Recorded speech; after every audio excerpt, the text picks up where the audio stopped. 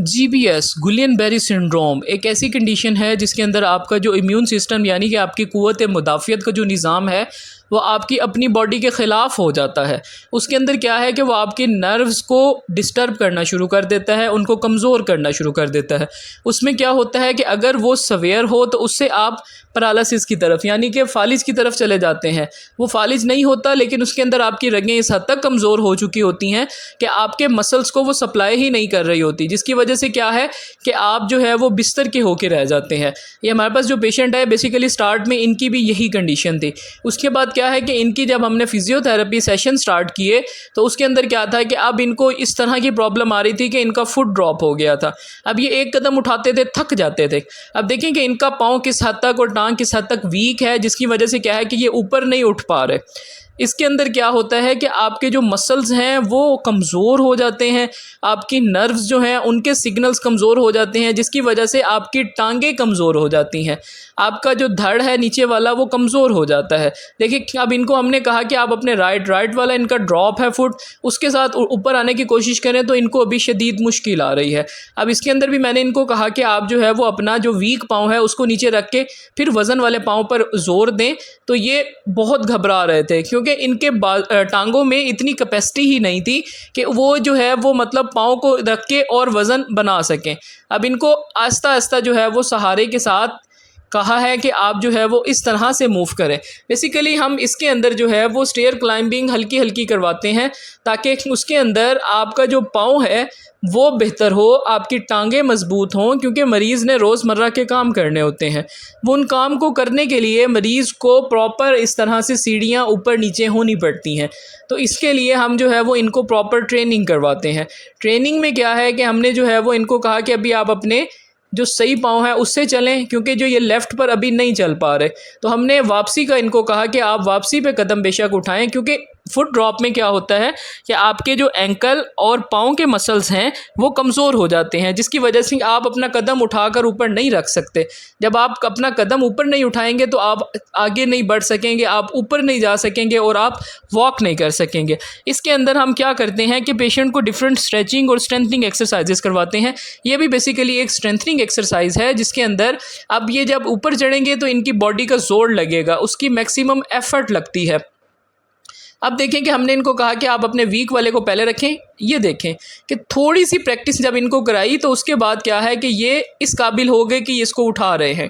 Basically ये proper physiotherapy अगर आप करवाएं किसी भी डिज़ीज़ की कंडीशन की तो आप बेहतर होते हैं। हमारा बॉडी जो है वो मुशक्क़त के लिए बना हुआ है। अब अगर हम इसके ऊपर जितना ज़ोर डालेंगे ये उस मुताबिक अपने आप को एडजस्ट कर लेता है।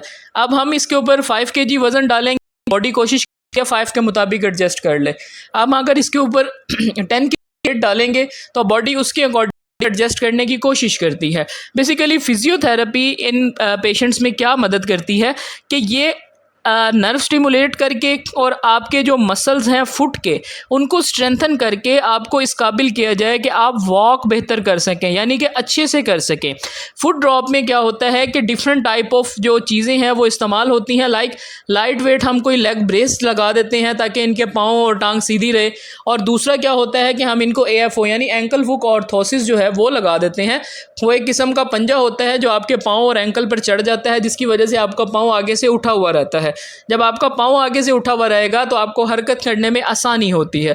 उसके बाद ये होता है कि हम साथ में कोई वॉकिंग एड दे देते हैं, यानी कि स्टिक वगैरह, कि आप जो है वो अगर सवेयर किस्म का फुट ड्रॉप हो तो अर्ली मैनेजमेंट में अगर पेशेंट खुद चलना चाहता है तो हम उन्हें ये चीज़ें मतलब कि सजेस्ट करते हैं कि आपने जो है वो कोई स्टिक से वॉक करनी है, कोई भी वॉकिंग एड ले लें या फ्रेम ले लें या स्टैंड ले लें।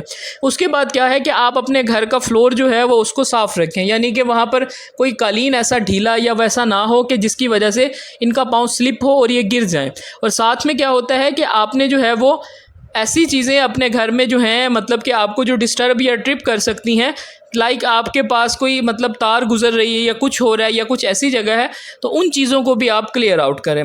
देखिए उसको करने से क्या होगा कि जब पाँव आगे से उठता है तो हम प्रॉपर नॉर्मल वॉक कर लेते हैं। जब वो नहीं उठता तो तब हमारा जो पाँव है वो शदीद मुश्किल में होता है, क्योंकि हम पाँव को उठा कर नहीं रखते, हम उसे घसीट कर रखते हैं। तो उसकी वजह से क्या है कि वो जो आगे कोई चीज़ अगर अड़ गई या कोई चीज़ मतलब पड़ी हुई हो, उससे ठोकर खाकर मरीज़ को गिरने के भी चांसेस होते हैं, उससे ज़्यादा प्रॉब्लम होती है। इसके अंदर हमारा जो फुट का ड्रॉप की प्रॉब्लम होती है, इसके अंदर डॉर्सिफ्लेक्शन नहीं होती, पाँव आगे से नहीं उठता। तो हमने जो है वो मैक्सिमम डॉर्सिफ्लेक्शन की एक्सरसाइजेज इनको करवानी होती है।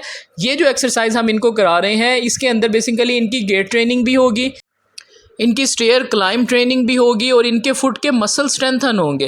बेसिकली इसमें हम असेंडिंग एंड डिसेंडिंग यानी कि ऊपर और नीचे, अनइवन स्टेयर यानी कि हम ऊपर और नीचे ले जाने की कोशिश करवा रहे हैं इनको, कि ताकि इनके जो टांग के मसल्स हैं वो ताकत पैदा करें, वो ताकत बनाएं।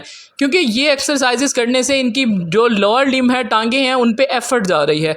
एफर्ट जाने से क्या होगा कि इनके पाँव, एंकल के और इनके काफ मसल स्ट्रेंथन होंगे। आप भी ये exercise as a foot drop patient घर पर कर सकते हैं। आप इस तरह कोई सीढ़ियों वाली जगह पर थोड़ा सा ऊपर चढ़ें और मुड़कर वैसे ही आप वापस आएँ। आप ये बताइएगा कि हमारी वीडियो कहाँ से देख रहे हैं। Thank you so much for watching.